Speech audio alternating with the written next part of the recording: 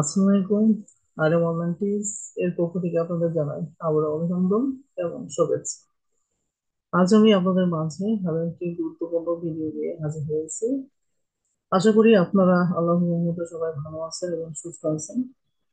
আপনারা যারা চাকরি কিংবা ভর্তির জন্য প্রস্তুতি নিচ্ছেন, হতে পারে সেটা বিসিএস, ব্যাংক জব, শিক্ষক নিবন্ধন, প্রাইমারি সহকারী শিক্ষক কিংবা সরকারি যে কোনো চাকরির পরীক্ষার জন্য, তাই এই ভিডিওটা আপনাদের জন্য অত্যন্ত গুরুত্বপূর্ণ। আপনারা যারা আরএম অনলাইন টিজ এই চ্যানেলটি প্রথমবার দেখে থাকেন, তাহলে অবশ্যই সাবস্ক্রাইব করে রাখবেন এবং বেল বাটনটি অন করে রাখবেন। তাহলে অবশ্যই আমাদের যেসব আপডেট নতুন ভিডিওগুলো আপলোড হবে সেগুলো আপনারা পেয়ে যাবেন।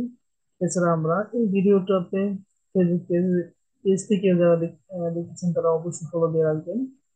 তাহলে আমাদের নতুন ভিডিওগুলো আপনারা সহজে পেয়ে যাবেন। তাছাড়া আমাদের ভিডিও ডেসক্রিপশন পেজে আমাদের লিংক দেওয়া থাকবে, সেখান থেকেও আপনারা প্রবেশ করতে পারবেন। এছাড়া আমাদের এই চ্যানেলটির মাধ্যমে আপনারা যে সকল নিয়োগ বিজ্ঞপ্তি বা সার্কুলার গুলো কখন কখন বা কত তারিখে প্রকাশিত হবে সেই সম্পর্কে সকল সার্কুলার গুলো আপডেট তথ্য আপনাদের জানানো হবে। তবে যে সকল আপডেট তথ্যগুলো আপনারা জানতে পারবেন সেই সকল জব হচ্ছে আপনার সরকারি কিংবা ব্যাংক জব, এনজিও জব অথবা শিক্ষক নিয়োগ পরীক্ষা, প্রাইমারি শিক্ষক নিয়োগ পরীক্ষা, sales marketing job, railway job, ডিফেন্সে অথবা বেসরকারি যে কোনো সার্কুলার হোক না কেন, আমরা এই চ্যানেলটিতে দিয়ে রাখবো।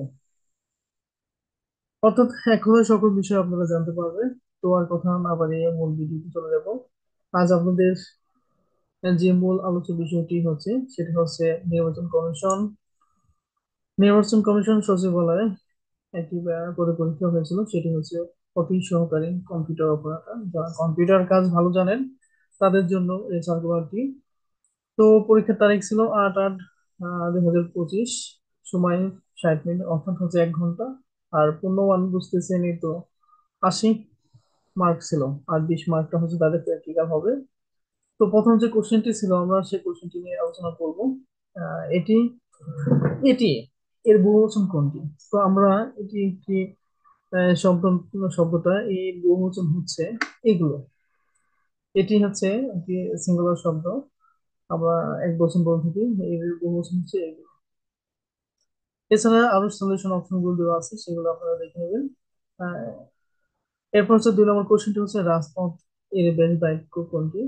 তো রাজপথের যে ব্যাস বাক্যটি হবে সেটি হচ্ছে পথে যাবে। তাহলে পথ পথ হলেই তো অবশ্যই সে রাজাই হচ্ছে কি রাজপথ। তো এখানে সলিউশনটা দেওয়া আছে, রাজপথ শব্দের ব্যাস বাক্য হলো পথের রাজা। এটি হচ্ছে ষষ্ঠী তৎপুরুষ সমাস। সমাস যারা পড়েছেন তারা অবশ্যই সহজে অ্যান্সারটা করতে পারবেন। এরপর হচ্ছে ষষ্ঠ এ সন্ধি বিচ্ছেদ কোনটি? তো ষষ্ঠ এ সন্ধি বিচ্ছেদ, এটা খুবই একটি ইম্পর্টেন্ট কোশ্চেন। অনেক সার্কুলার করে অনেক পরীক্ষাগুলো এই কোশ্চেনটি এসে থাকে। সেটি অ্যান্সার হচ্ছে ক নম্বর, এ নাম্বার, অর্থাৎ ক নম্বর অ্যান্সার। এরপর 4 নম্বর কোশ্চেনটি হচ্ছে 16 এর পূরণবাচক শব্দ কোনটি? তো 16 এর পূরণবাচক শব্দটি হচ্ছে ষোড়শ। এছাড়া আরো অপশন গুলো দেওয়া আছে। আপনারা যারা নবম এবং দশম শ্রেণীর যে ব্যাকরণ গাইডটি পড়ে থাকবেন, সেই গাইডে অবশ্যই এরকম একটি ছক আছে। আপনারা বইটি খুললে অবশ্যই পাবেন। অঙ্ক অথবা সংখ্যা, পরিমাণ বা গণনাবাচক যেগুলো এক দুই, বা এই যে কথায় এক দুই, পূরণবাচক যেগুলো প্রথম দ্বিতীয় তৃতীয়, এগুলো হচ্ছে পূরণবাচক। আর তারিখবাচক আমরা যেগুলো বলে থাকি পহেলা, দোসরা, তেসরা ইত্যাদি, আপনারা বাকি নিজের মতো করে দেখে নেবেন। তো অর্থাৎ আপনাদের এই যে একটি শব্দ আছে, এই আলোকগুলো একটি প্রশ্নের আলোকে অন্য একটি প্রশ্নগুলো আপনারা অ্যান্সার করতে পারবেন। তো এরপরে কোশ্চেনটি হচ্ছে, আমরা চলে যাবো 5 নম্বর কোশ্চেনটি। 5 নম্বর কোশ্চেনটি হচ্ছে নগদ। নগদ কোন ভাষার শব্দ? তো আমরা এটি জানি, নগদ শব্দটি হচ্ছে আরবি শব্দ। তো আপনারা আরবি শব্দ, আরো কতগুলো আরবি শব্দ আছে সেই শব্দগুলো আপনারা দেখে নেবেন। এখানে অনেকগুলো আরবি শব্দ আছে। ধর্ম সংক্রান্ত যে শব্দগুলো আছে: আল্লাহ, ইসলাম, ইমান, ওজু, কোরবানি, কোরআন, কিয়ামত, গোসল, জান্নাত, জাহান্নাম, তওবা, তসবিহ, যাকাত, হজ, হাদিস, হারাম, হালাল ইত্যাদি। এটা হচ্ছে ধর্ম সংক্রান্ত ক্ষেত্রে এগুলো হচ্ছে আরবি শব্দ। এবং প্রশাসনিক বা সাংস্কৃতিক শব্দ যেগুলো হচ্ছে আদালত, মানে প্রশাসনিক যে এগুলো আছে আদালত, আলেম, ঈদ, ইনসান, উকিল, ওজর, এজলাস, ইলেম, কানুন বা ইত্যাদি যেগুলো আছে, কলম, কিতাব, কেচ্ছা, কারিস, গায়েন, দোয়াত, নগদ, এই যে দেখেন নগদ শব্দটি, বাগি, মহকুমার, উম মুন্সিফ, মুক্তার, রায় ইত্যাদি। এরপর আমরা কোশ্চেনে যাবো 6 নম্বর, যেমন কর্ম তেমন ফল।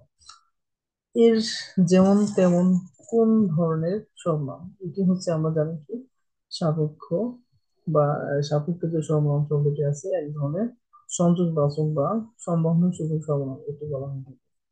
তো তবে ব্যাখ্যারও বলা আছে সাপেক্ষবাচক সর্বনাম একটি সাপেক্ষে অপরটি বসে। তো এটা বুঝতে বুঝতে পারছেন, যেমন কর্ম তেমন ফল। যেমন যে, সে, যা, তা, যিনি, তিনি, একে, অন্যের ইত্যাদি। এই যে যে উদাহরণগুলো দেওয়া আছে এখানে দেখেন সিম্পল একই রকম, যেমন কর্ম তেমন ফল। তো এই ধরনের যে শব্দগুলো থাকবে সেটি হচ্ছে সাপেক্ষ সর্বনাম। যে সে ব্যাকরণে ভালো, এটি খুব ইম্পর্টেন্ট একটা কোশ্চেন আসে, সে ব্যাকরণে ভালো। এই বাক্য ব্যাকরণে কোন কারণ? এটি হচ্ছে বি, অধিকরণ। যে সে ব্যাকরণে ভালো, বুঝতে পারতেছেন এটা হচ্ছে ক্রিয়া সম্পাদনের কাল এবং সময় এবং আধারকে অধিকরণ কাল বলে। তাই অর্থাৎ এটি হচ্ছে অধিকরণ কারণ।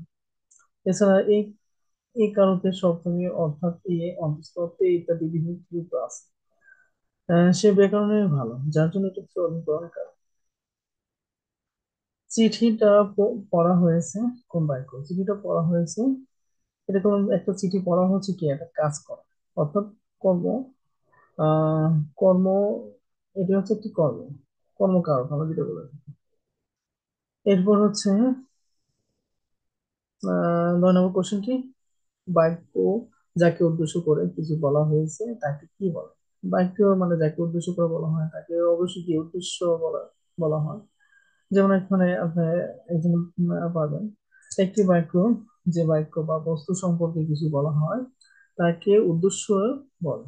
উদ্দেশ্য যা করেছে বা উদ্দেশ্য সম্পর্কে যা বলা হয়েছে তাকে বিধেয় বলে। বাক্যের অর্থ আরো স্পষ্ট করতে যে উপাদান যোগ হয় কিন্তু যার অনুপস্থিতি বাক্যটি অস্পষ্ট হয় না, সেটাই হচ্ছে প্রসারক। বুঝতে পারছেন?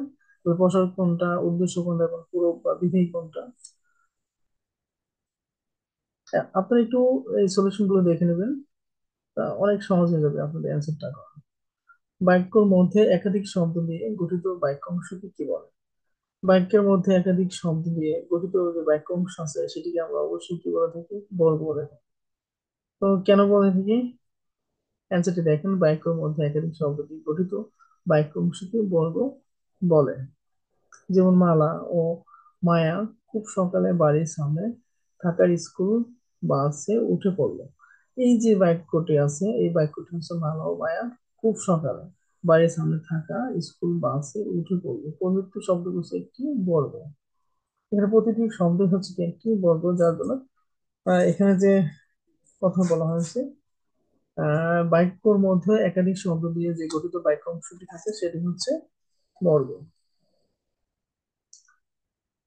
এরপর হচ্ছে 11 নম্বরটি কোশ্চেন। 11 নম্বর কোশ্চেনটি হচ্ছে 11 নম্বর কোশ্চেন, বেগম রোকেয়া সাখাওয়াত হোসেনের রচিত গ্রন্থ কোনটি? তার রচিত গ্রন্থ হচ্ছে পদ্মরা। আপনারা আরো এখানে এক্সাম্পল পেয়ে যাবেন। বেগম রোকেয়া আজীবন মুসলমান নারীদের মধ্যে শিক্ষা বিস্তার কাজ করেছেন, যার জন্য তাকে মুসলিম নারী জাগরণের অগ্রদূত বলা হয়, এটা আমরা সবাই জানি। এছাড়া তিনি যেসব উল্লেখযোগ্য গ্রন্থ কাজে রয়েছেন, সুলতানার স্বপ্ন, মতিচোর, তারপর হচ্ছে অবরোধ, বাসিনী, পদ্মরাগ, তার উল্লেখযোগ্য গ্রন্থ। এরপর আমরা 12 নম্বর কোশ্চেনটিতে যাব। 12 নম্বর কোশ্চেনটি হচ্ছে অন্ধকার এর প্রতিশব্দ নয় কোনটি? তো আমরা অন্ধকারের প্রতিশব্দ নয় হচ্ছে কোনটা? কালো। অন্ধকারের প্রতিশব্দ নয় হচ্ছে কালো, কারণ কি অন্ধকার শব্দ সমর্থ শব্দ হলো তমস্যা, আধার, তিনি, তমস্যি, তম বা অমানিসা, মানে এই যে যেগুলো আছে সবই এখানে আছে, কিন্তু কালো শব্দটি কম নেই। তাহলে অন্ধকারে প্রতিশব্দ হচ্ছে না কালো। এরপর হচ্ছে 12 নম্বর কোশ্চেন শেষ। 13 নম্বর কোশ্চেনটি হচ্ছে একটি শুদ্ধ বানান বলছে, কোন বানানটি ভুল আছে এখানে দেখাতে বলছে। এখানে বলা হয়েছে সবগুলো বানানই ভুল আছে। যেমন এখানে সারণী বানান ভুল, জননী বানান ভুল, নির্বাচন এগুলো বানান ভুল আছে। যে শুদ্ধ বানান গুলো আছে এখানে দেখে নেন। শুদ্ধ বানান, সারণী বানান দেখেন, জননী বানান কিভাবে নির্বাণ বানানটি দেখেন। 14 নম্বর কোশ্চেন হচ্ছে বাংলা ভাষায় মৌলিক স্বরধ্বনি কোনটি? তো বাংলা ভাষার মৌলিক স্বরধ্বনি স্বরধ্বনি এটি তো আমাদের অবশ্যই জানা দরকার। আমরা জানি যে স্বরধ্বনির ক্ষেত্রে আছে কয়টি? 7টি। কি কি আছে শব্দ? রস্বই, এ, সরেয়া, ও, তারপর হচ্ছে ও, ও, রস্বই এবং মৌলিক বা ব্যঞ্জন বর্ণ, ব্যঞ্জন ধ্বনি যে 30টি আছে, এইগুলো দেখে নেবেন যে ক, খ, ব, ভ, ত, ধ ইত্যাদি। তাহলে অবশ্যই স্বরধ্বনি হচ্ছে 7টি। এবং আমি না কথা বলতে থাকবে কোন কাজ? যে আমি না এখনো কথা বলতে থাকবো ঘটনা, মানে বর্তমান যে করতেছে আমরা এটাকে ইংলিশে বলে থাকি প্রেজেন্ট ইনডিফিনিট টেন্স। সে বর্তমান, মানে কথা বলতেই থাকবে। সরি, আমার অ্যান্সার ইংলিশে ভুল হয়েছে। যে আমি না কথা বলতে থাকবে, এটা হচ্ছে ঘটমান ভবিষ্যৎ, মানে ফিউচার টেন্স, মানে ফিউচার টেন্স। আমি না কথা বলতেই থাকবে ঘটমান ভবিষ্যৎ। যাই হোক, এরপরে যেমন এখানে বলা হয়েছে যে কাজ শেষ হয়নি এখন চলছে, সেই কাজ বোঝানোর জন্য ঘটমান বর্তমান কাল বোঝানো হয়। এটা হচ্ছে আমরা পারফেক্ট ফিউচার পারফেক্ট টেন্সে যেটা আছে সেটা বলছি। তারপর হচ্ছে 16 কোশ্চেনটি, কাজী নজরুল ইসলামের জন্ম তারিখ কোনটি? কাজী নজরুল ইসলামের, এটা আমরা সবাই জানি, 24শে মে 1899 সাল। 24শে মে 1899। এবং তার অবশ্যই আপনারা জন্মসালটি জেনে রাখবেন, বাংলা কত সনে এটা জেনে রাখবেন। এবং তিনি কোথায় জন্মগ্রহণ করেন? পশ্চিমবঙ্গের বর্ধমান জেলার আসানসোল বা মহকুমার চৌরুলিয়া গ্রামে জন্মগ্রহণ করেন।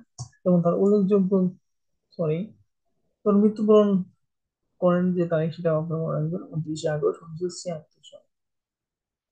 এবং তিনি 77 বছর বয়সে মারা যান। খুবই সুন্দর করে সলিউশন গুলো দেওয়া আছে, আপনারা একটু ভালো করে দেখে যাবেন।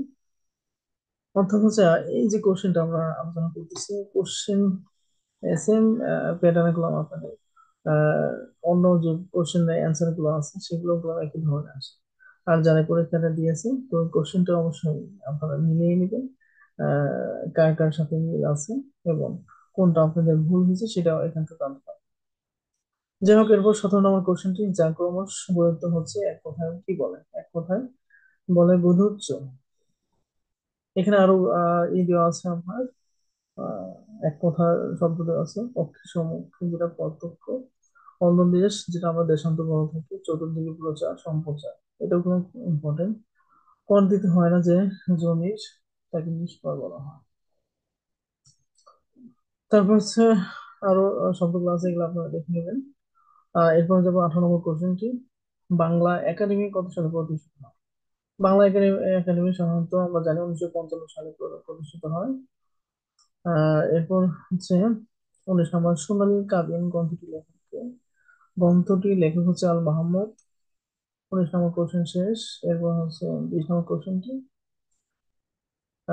বাংলা সাহিত্যের আধুনিক যুগের কবির নাম কি? বাংলা সাহিত্যে যে আধুনিক যুগের কবির নাম হচ্ছে, তিনি হচ্ছেন Michael Madhusudan Dutt. Death is preferable hash dishonour. অ্যান্সারটি কি হতে পারে? অ্যান্সারটি হবে টু, কারণ প্রিফারেবল এর পর হচ্ছে কি টু বসে, হ্যাঁ, এটা আপনারা জেনে নেবেন। এরপর হচ্ছে 22 নম্বর কোশ্চেনটি, চয়েস দ্য কারেক্ট সেন্টেন্স। তো এখানে এই ক্ষেত্রে হবে বি নাম্বারটা, আমি শুধু অ্যান্সারটা বলে যাচ্ছি, আপনারা বাকি দেখে নেবেন।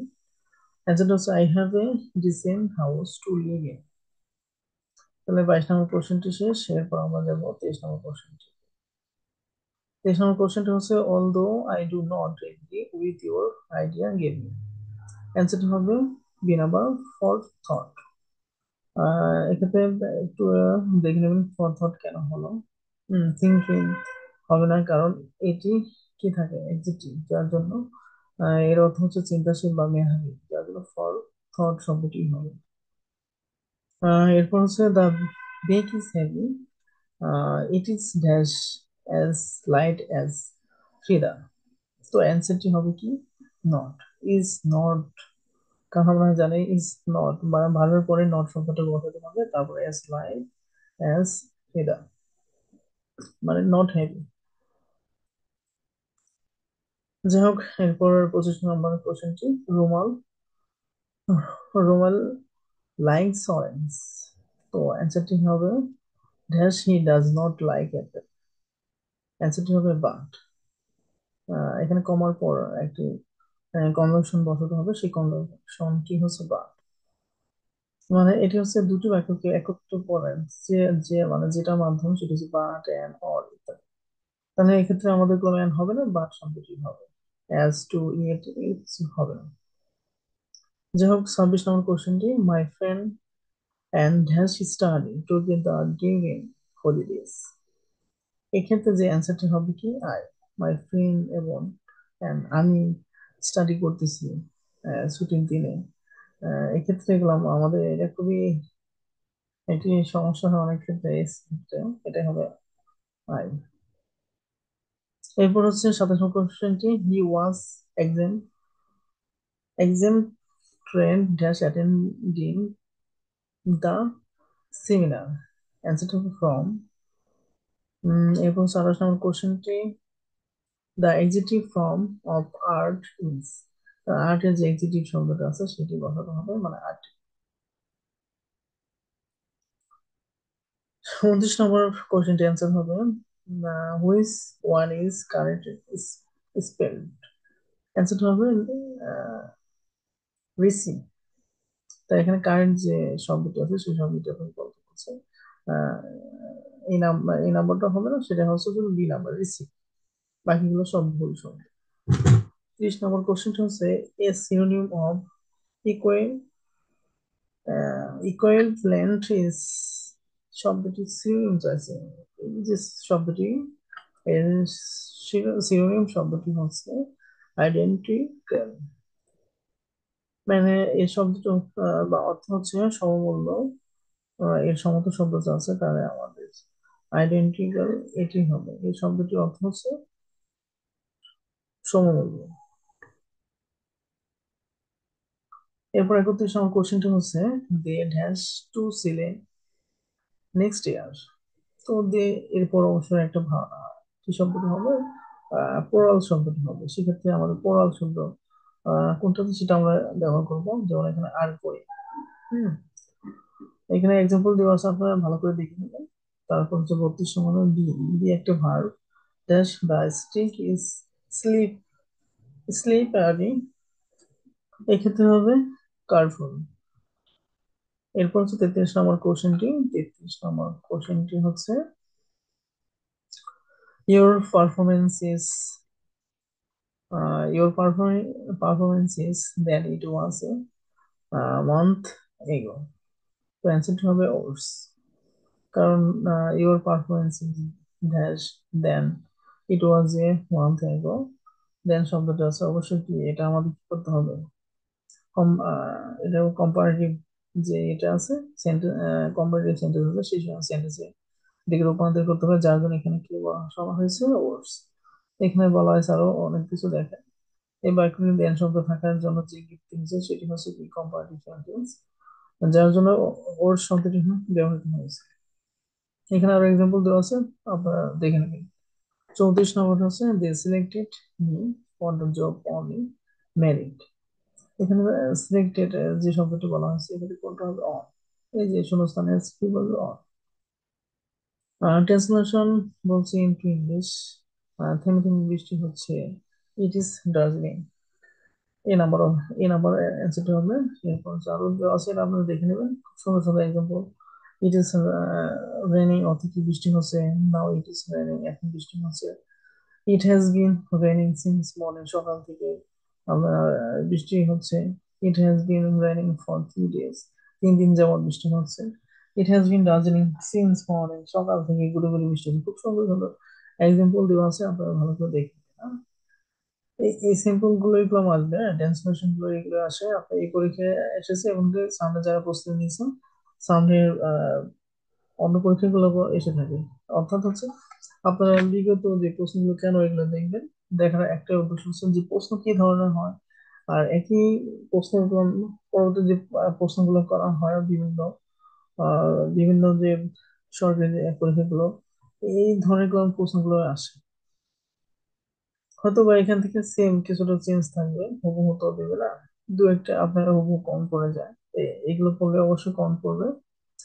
মানে একটু চেঞ্জ করে একই প্রশ্ন, মানে আপনারা অনেক যখন নাকি চাকরি পরীক্ষাগুলো পড়া শুরু করবেন, অবশ্যই আপনাদের বিগত সালে যে প্রশ্নগুলো আছে আপনারা বেশি বেশি রিসার্চ করবেন, বেশি বেশি পড়বেন। তাহলে কিন্তু আপনারা কম পড়ে যাবেন, যে কোনো পরীক্ষায় আপনারা উত্তীর্ণ হতে পারবেন। যাই হোক, 36 নম্বর প্রশ্নটি হচ্ছে টু অ্যান্ড ফ্রের মিনস এই শব্দটি অ্যান্সার কি হবে? অ্যান্সারটি হবে a number bang and fourth. 37 নম্বর he is dash F C P S. এক্ষেত্রে কি হবে? এফ, এখানে একটি ভালো শব্দ, যার জন্য এখানে এন শব্দটি হবে। 30 নম্বরটি হচ্ছে আর ইউ গুড। তো আর ইউ গুড, একটা প্রিপোজিশন, তুমি গুডের সাথে সাধারণত প্রিপোজিশন অ্যাড হবে। এরপর হচ্ছে 39 নম্বরটা he comes of respectable family. 40 নম্বর হচ্ছে অ্যাটোনিম হচ্ছে বেনিং, ইজ অ্যাটোনিম হচ্ছে কি ম্যালিগনেন্ট, ম্যালিগনেন্ট। এটা শব্দ হচ্ছে উপকারী, আর ওটার বিপরীত শব্দ হচ্ছে কি অনুপকারী। ঠিক আছে। 41 নম্বরটি একটি গণিত কৌশল, সুদের একটি অঙ্ক, খুবই ইজি একটা অঙ্ক, যারা সুদ কষের অঙ্কগুলো পারেন। শতকরা বার্ষিক কত মুনাফায় 3,000 টাকা, 5 বছরে মুনাফায় 1500 টাকা হবে। তো আপনার এইটাকে ম্যাথ সমাধানটাও দেওয়া আছে, অ্যান্সারটি হবে 10%। তো আমরা সমাধানটা একটু দেখাই আপনাদের। তো আপনারা প্রথমে লিখবেন 3,000 টাকায় 5 বছর মুনাফা হয় 1500 টাকা, অর্থাৎ 1 টাকায় 1 বছর মুনাফা হবে। আপনারা জানেন 1500 টাকা এই পাশের সংখ্যাটা কি উপরে থাকবে, এবং 3,000 টাকা এবং 5 বছর সংখ্যাগুলো কি নিচে থাকবে। যাই হোক, তো আপনারা এটা বের করবেন। এরপর যেহেতু শতকরা সুদের অঙ্ক, তাহলে আমাদের কি করতে হবে? 1 টাকা যদি এত টাকা বের হয়, তাহলে আমাদের 100 টাকায় 1 বছরের মুনাফা কত বের হবে? তাহলে 1500-তে এই 100 গুণ হবে, এবার নিচে 3,000 গুণ 5। আপনারা ক্যালকুলেশন করবেন, অ্যান্সার হবে 0। সরি, ভুল করছি, ভুল বলেছি, অ্যান্সারটি হবে 10, মানে 10%। 42 নম্বরে আরেকটি অঙ্ক, পিতা পুত্র অঙ্ক। অঙ্কের যে প্রশ্ন সমাধানগুলো আছে একদম ইজি প্রশ্নগুলো এসেছে। আপনি এই ধরনের প্রশ্নগুলো বিগত যে পরীক্ষাগুলো হয় বা সামনে আপনারা যারা প্রিপারেশন নিয়েছেন, এই ধরনের প্রশ্নগুলো এসে থাকে, আপনারা এই সলভ বা সলিউশন গুলো দেখে রাখবেন। এরপর 42 নম্বর হচ্ছে পিতা ও পুত্রের বয়স অনুপাত 10/3, পুত্রের বয়স 18 হলে পিতার বয়স কত? অ্যান্সারটা হচ্ছে 60। আপনাদের সমাধানটা দেখায়, এখানে শর্টকাট একটা সমাধান দিয়েছে। পিতার হচ্ছে 10 অনুপাত এবং পুত্র হচ্ছে 3 অনুপাত। তাহলে 10 আর 3 যেটা বলছেন, 10 দ্বারা 6 দ্বারা গুণ করলে কি হবে? 6×10=60 এবং 3×18, অর্থাৎ পুত্রের বয়স কি হবে? 18 বছর। কারণ আহ, পি- আহ, পুত্রের বয়স 18 বছর হলো, তাহলে পিতার বয়স অবশ্যই কি 60 হবে। একদম শর্টকাটে একটা অঙ্কের নিয়ম, সেটা আপনাদের কাছে, মানে আপনাদের এত অঙ্ক কষতে হবে না, সহজে বের করতে পারবেন। 43 নম্বর অ্যান্সারটি হচ্ছে একটি 43 নম্বর অ্যান্সারটি হচ্ছে একটি আয়তাকার ক্ষেত্রের দৈর্ঘ্য প্রস্থের 3 গুণ, দৈর্ঘ্য 48 মিটার হলে ক্ষেত্রের পরিসীমা কত? এটাও অ্যান্সারটা নিচে দেওয়া আছে, আপনারা দেখবেন। আয়তক্ষেত্রটির বিস্তার প্রথমে কি করবেন? দৈর্ঘ্য বাই 3, অর্থাৎ দৈর্ঘ্য হচ্ছে 48, 3 তাহলে 16 মিটার। তাই আয়তক্ষেত্রের পরিসীমাটা বের করতে হবে 2। পরিসীমার সূত্রটা অবশ্য আপনারা জানেন, সেটা হচ্ছে 2 দৈর্ঘ্য প্লাস বিস্তার মানে প্রস্থ। তাহলে 2 দৈর্ঘ্য হচ্ছে 48, প্রস্থ হচ্ছে 16, মানে বিস্তার হচ্ছে 16। তো দুটো যোগ করবেন এবং 2 দিয়ে গুণ করলে আপনার ফল হবে 128, তাহলে 128। এরপর 44 নম্বরটি হচ্ছে a plus B equal to 7, A square plus B square equal to 25 হলে এ বি এর মান কত? এ বি এর যে মানটা আছে, এটা আপনারা বের করতে গেলে আপনাদের অনুসিদ্ধান্ত আছে, সেই অনুসিদ্ধান্ত বসালে সহজে অ্যান্সারটা বের হবে।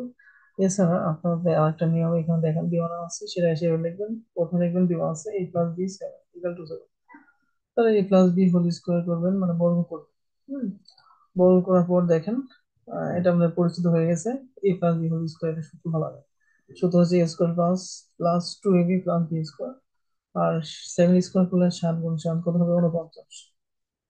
তারপর হচ্ছে এখানে আপনারা যে কাজটা করবেন, এ স্কোয়ার প্লাস বি স্কোয়ার আগে আনবেন আর 2ab পরে নেবেন। তাহলে A plus A square plus B square মান কত? 25 প্লাস 2। আর এবির মান তো নাই, আমরা বের করতে হবে। আর এখানে আমরা 50, তাহলে 2ab রাখবো। 25 ওই ওই পাশে গিয়ে কি হবে? তখন প্লাস আছে, ওই পাশে যায় মাইনাস হয়ে যাবে। তো 49 থেকে 25 বাদ দিলে কত থাকে? 24। তাহলে এবি রাখবেন 24 উপরে, আর এর সাথে দেখেন 2 ছিল, তাহলে 2টা নিচে আসবে, কত হবে? 12। তাহলে 12 ফলে আসলো। এরপর হচ্ছে একটা উৎপাদক। তো উৎপাদকটা দেখেন 9x² মাইনাস 9x মাইনাস 4 কে উৎপাদকে বিশ্লেষণ করলে কি হবে? তো অ্যান্সারটি হবে বি নাম্বার। আপনারা এই উৎপাদকটি করে নেবেন। এখানে সমাধানটা দেওয়া আছে, দেখে নেবেন। আমি এটা আলোচনা করলাম না। এরপর হচ্ছে 46 নম্বরটি হচ্ছে দুটি সংখ্যার যোগফল 60 এবং বিয়োগফল 20 হলে সংখ্যা দুটি কত হবে? অ্যান্সারটা হবে 40 আর 20। এটাও অ্যান্সার নিচে দেওয়া আছে, একদম ইজি কোশ্চেন। তো প্রথমে এটাকে ধরবেন, ধরি একটি সংখ্যা এক্স এবং অপর সংখ্যাটি ওয়াই। তাহলে একটি সংখ্যা এক্স হলে অপর সংখ্যা ওয়াই, এখানে এখানে বলছে দুটি সংখ্যা, তাহলে দুটি সংখ্যা এক্স ওয়াই যোগ দিবেন। 60 এখানে যোগফল বলা আছে। আবার বিয়োগ করলে কি হবে? দেখেন X minus Y equal to 20 এর যে বিয়োগ লেখা আছে, যার জন্য বিয়োগ দিবেন। পরে এখানে আপনার প্লাস মাইনাস এ কাটাকাটি করবেন। এক্স এক্স 2x হবে, এবং 60 আর 20 যোগ করলে কত হবে? 80। তো এক্স রাখেন, 2 নিচে যাবে, অর্থাৎ 2 দিয়ে আপনি ভাগ করেন, কত হবে? 40 হবে। তো এক্স এর মান পাইলেন 40। এখন আবার আপনি ওয়াই মানটা বের করতে হবে, যার জন্য কি আবার ওই X plus Y 60 X minus Y 20 লিখবেন এবং বিয়োগ করে। এটার ক্ষেত্রে কোনো একটা নিয়ম আছে, এখানে আমি দেখাতে পারলাম না। যেমন প্লাস আছে এখানে, এখানে মাইনাস আছে, প্লাস দিবেন। তাহলে এটা প্লাস আছে, মাইনাস দিবেন। তো মাইনাস এখন প্লাস, এটা বাদ যাবে, এক্স এক্স বাদ যাবে। আর ওয়াই ওয়াই দুটো প্লাস হবে, যার জন্য 2y হবে। আর এটা যোগ করলে হবে 80। সরি সরি, এটা বিয়োগ করতেছি আমরা, 60 থেকে 20 বিয়োগ করলে 40 হবে। ওয়াই রাখবেন 40 উপরে, আর 2 দিয়ে ভাগ করলে কত হবে? 20 হবে। তাহলে অ্যান্সার সহজে লিখলাম, 20 আর 40 আর 20। X plus Y. যাই হোক, অনেকক্ষণ কথা বলতেছি, একটু গলাটা বসে গেছে। 47 নম্বর হচ্ছে এক্স প্লাস ওয়াই 5 এবং এক্স ওয়াই ইকুয়াল টু 6 হলে 2x X cube plus Y cube এর মান কত? তো এটাও একটি ইজি কোশ্চেন, নোট দেওয়া আছে, আপনি এটা দেখে নেবেন। আর না হলে আমি অন্যভাবে এটা আপনাদের বোঝাবো, বা নিজে সলিউশন করে দেবো। এরপর হচ্ছে 48 নম্বরটি হচ্ছে নিচের কোন ভগ্নাংশটি পূর্ণত? এটাও ইজি। 5 এর 21। এরপর হচ্ছে 49 নম্বর। ত্রিভুজের একটি বাহু 7 সেন্টিমিটার, অপর বাহু 4 সেন্টিমিটার হলে তৃতীয় বাহুর দৈর্ঘ্য কত হবে? অ্যান্সারটা হবে 4 মিটার, এটা হচ্ছে দৈর্ঘ্য। এরপর হচ্ছে অ্যান্সারটা আপনি দেখে নেবেন, সলিউশন যেটা দেওয়া আছে। 50 নম্বর হচ্ছে 9x² প্লাস 16y² এর সাথে কত যোগ করলে যোগফল পূর্ণ করতে হবে? এটা হচ্ছে 24x1। যাই হোক, এরপর হচ্ছে 51 নম্বর, কোন চতুর্ভুজের 4টি কোণের অনুপাত দেওয়া আছে, তার চতুর্ভুজটি কত ডিগ্রি হবে? 135 ডিগ্রি। সমাধানটা দেখে নেবেন, ইজি আছে। 52 নম্বর অ্যান্সারটি হবে বি 60। 48 সংখ্যাটি কোন সংখ্যার 80% হবে? অ্যান্সারটি হবে 60। এটা খুবই ইম্পর্টেন্ট কোশ্চেন। সলিউশনটা খুব সহজ আছে, দেখে নেবেন। এরপর হচ্ছে একটি চতুর্ভুজের 4টি বাহু, বিপরীত দুটি বাহু সমান্তরাল কিন্তু অসমান হলে তাকে কি বলে থাকে? আবার ট্রাপিজিয়াম বলে থাকে। এরপর হচ্ছে আমাদের 54 নম্বর কোশ্চেনটি, কতজন বালকের মধ্যে 125টি আম 165টি লিচু সমান ভাগ করলে কত হবে? 5টি হবে। এটা হচ্ছে আপনাদের গসাগু যারা করে থাকেন, করে করে করে শিখছেন, সেই গসাগু। হ্যাঁ, খুবই ইজি ভাবে দেওয়া আছে, আপনারা দেখে নেবেন। অ্যান্সার হবে কোনটা? 5। ঘড়িটি যখন 11টা বাজে, তখন ঘন্টায় কাটা ও মিনিটে কাটা মধ্যবর্তী কোণ কত ডিগ্রি হতে পারে? সেটা হচ্ছে 30 ডিগ্রি। 11 যখন বাজে। 56 নম্বর কোশ্চেন, এক্স ওয়াই এর মান 9 হলে, যেটার মান 12 হলে এর মানটা কত হতে পারে? অ্যান্সারটি হচ্ছে 10। গণিত সমাধান তো, এটা একটু সময় বেশি লাগে। 57 নম্বরটি হচ্ছে একটি সংখ্যা 3 গুণের সাথে দ্বিগুণ যোগ করলে 90 হয়, সংখ্যাটি কত হবে? ডি 18। আমি একটু দ্রুত বলতেছি, যাই হোক আপনারা দেখে নেবেন। 58 নম্বর, মারুফের বেতন 10% কমানোর পর হ্রাসকৃত বেতন আবার 10% বাড়ানো হয়, তাহলে কতটুকু ক্ষতি হবে? অ্যান্সার হবে 1%। হ্যাঁ, দেখেন অ্যান্সারটি দেওয়া আছে 1%। 59 নাম্বার হচ্ছে 5, 7, 10, 14, এটা একটি ধারাবাহিক অঙ্ক। যারা করেছেন সমান্তরাল অঙ্ক, সেই অ্যান্সারটি হবে 19। একটি দ্রব্য 170 টাকা বিক্রি করলে 15% ক্ষতি হয়, দ্রব্যটির ক্রয় মূল্য কত? অ্যান্সারটি হবে 195, সরি 200। তারপর হচ্ছে সাধারণ জ্ঞানের যে প্রশ্নগুলো আছে, এই প্রশ্নগুলো আমরা এখন আলোচনা করবো।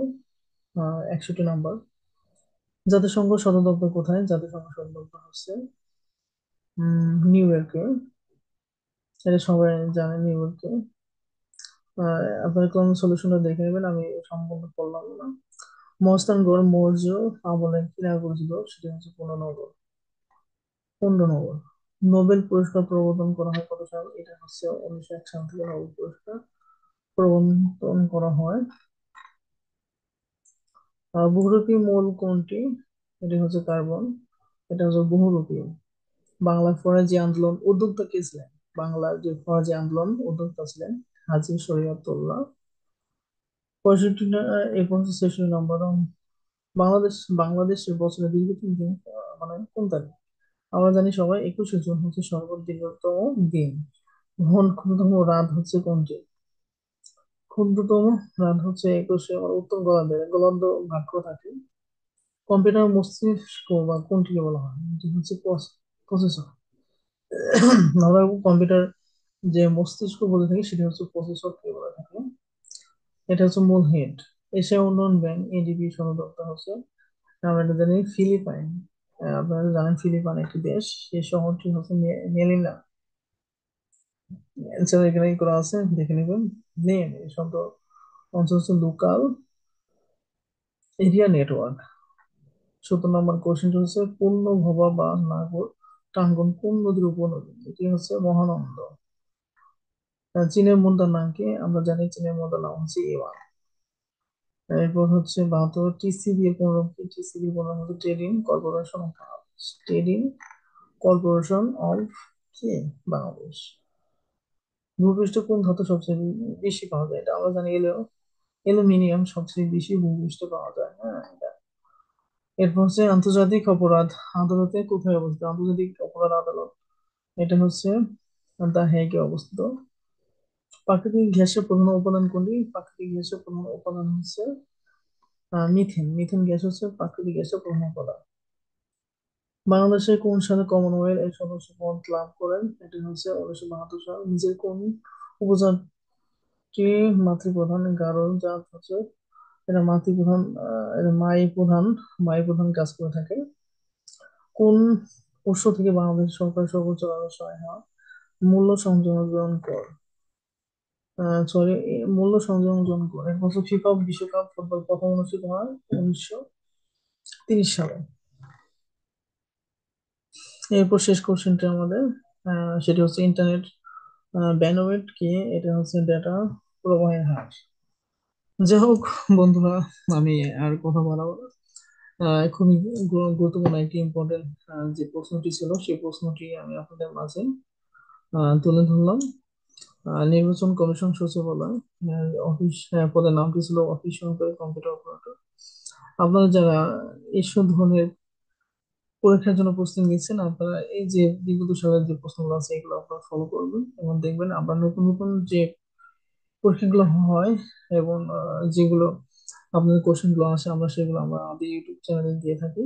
তো আপনারা এগুলো দেখবেন, যতটুকু আপনারা যতটুকু পারি আমরা উপকৃত করার জন্য। এবং যেগুলো বুঝবেন বা বুঝবেন না সেগুলো আমাদের বলবেন, যেমন ম্যাথ গুলো আছে, ইংলিশ গুলো আছে, আমরা ভিন্ন ক্লাসে এগুলো সহজভাবে বুঝিয়ে দেব। তো আমি আর কথা বাড়াবো না, সবাই ভালো থাকেন, সুস্থ থাকেন। ভালো থাকেন, এই বলে শেষ করছি। আল্লাহ হাফেজ।